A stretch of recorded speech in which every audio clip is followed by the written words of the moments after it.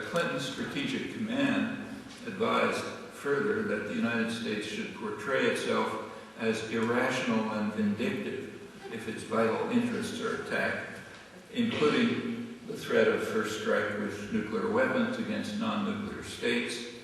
Furthermore, they explained nuclear weapons always cast a shadow over any crisis or conflict, and therefore they extend the reach of conventional power. That's a traditional doctrine right across the spectrum.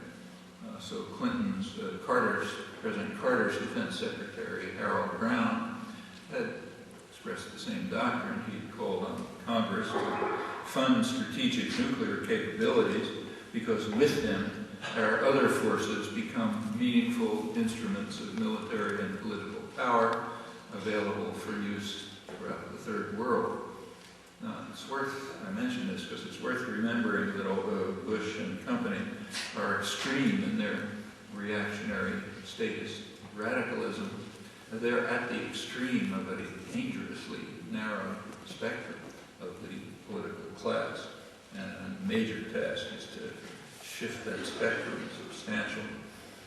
Well, the threats are becoming much more serious as Bush planners extend Clinton's doctrine, what he called control of space to military purposes, to the Bush doctrine, which is, quoting, ownership of space, which may mean instant engagement anywhere in the world.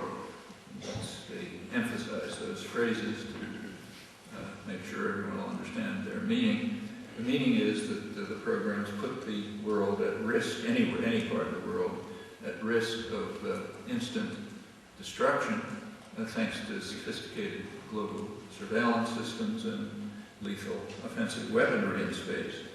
The U.S. right now is responsible for 95% of the spending for militarization of space. Last fall, for the first time, the U.S. voted against preserving space for peaceful means. Prior to that, it had abstained. Everyone else voted for it. Pentagon plans that were just announced that call for expanding the development of the programs for militarization of space, placing lethal weapons in space, either for destruction of satellites or attacking targets on Earth without notice anywhere. Well, as had been expected, Russia reacted to Bush's vast increase in offensive military capacity by sharply increasing its own capacities.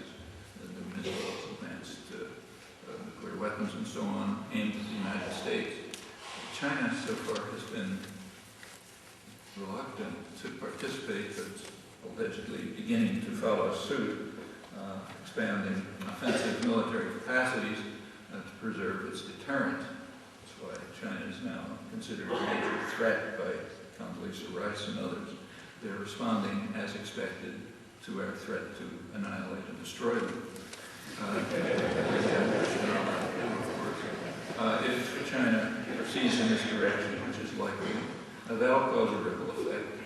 India will react to what China's doing, and Pakistan will react to that, and you're off and running. Both U.S. and Chinese analysts recognize, in fact, in virtually the same words, that current U.S. plans are likely, in fact, almost certain to set off an arms race in space. That includes what's called missile defense, pure Orwellian term. Missile defense is understood on all sides, again, in virtually the same words, to be a first strike weapon. It doesn't defend any country against an attack, but it might defend them against a retaliatory attack. So it's understood by everyone to be a first strike weapon. That program, missile defense, is commonly criticized as being a colossal waste of money on the grounds that it won't work. Well, we're lucky if that's true. The real danger of missile defense is that there is some indication that it might work. That means that adversaries have to make a worst-case analysis, and they have to react by developing means to overwhelm it or to bypass it by terror or other devices, again, greatly increasing the threat to survival. The current issue of the very well-informed Bulletin of the Atomic Scientists reports, quoting it, that the emerging U.S. anti-ballistic missile defense system has provoked a direct Russian response, including advanced missiles and warheads, exactly as had been predicted 2 years ago, the authors add, and with the obvious consequences for the lingering hope of human survival.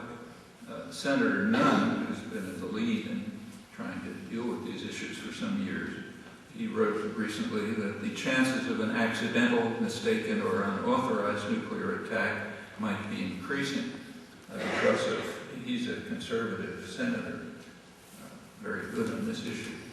Because of current policy choices, he writes, we are running an unnecessary risk of an Armageddon of our own making. Like the others I mentioned, many others, Senator Nunn is referring to the sharp expansion of U.S. military programs, which tilt the strategic balance in ways which make Russia more likely to launch upon warning of an attack without waiting to see if the warning is accurate. And that threat, bad enough, is enhanced by the fact that the Russian early warning systems are in serious disrepair and more likely to give a false warning of incoming missiles. Going on, he says, U.S. reliance on a high-alert, hair-trigger nuclear posture allows missiles to be launched within minutes, forcing our leaders to decide almost instantly whether to launch nuclear weapons once they have warning of an attack, robbing them of the time they may need to gather data, exchange information, gain perspective, discover an error, and avoid a catastrophic mistake. Well, there have been some internal studies of U.S. systems. Now we know they've made hundreds, if not thousands, of errors, computer errors, warning of a missile attack. You get around 3 minutes for human intervention. So far they've all been stopped, but it is really survival hanging on a thin thread, and the anticipated Russian reaction to the Bush administration aggressive militarism increases the risk of an Armageddon of our own making, even beyond that intolerable level.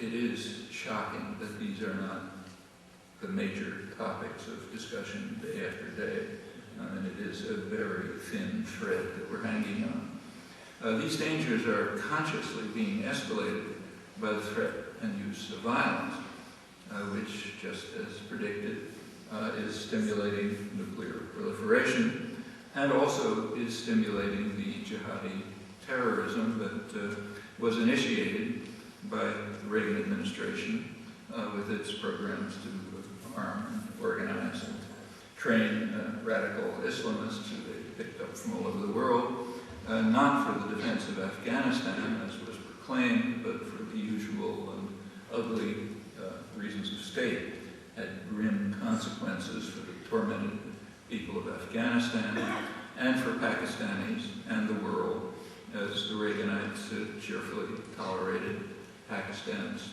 slide towards radical Islamist extremism under the rule of Zia-ul-Haq. In the 80s, one of the many brutal dictators supported by the current incumbents in Washington and their mentors, then and today, and you recall that one of them was named Saddam Hussein. Reagan and associates looked away politely while their Pakistani ally was developing nuclear weapons. Annually, Reagan endorsed the pretense that they were not doing so.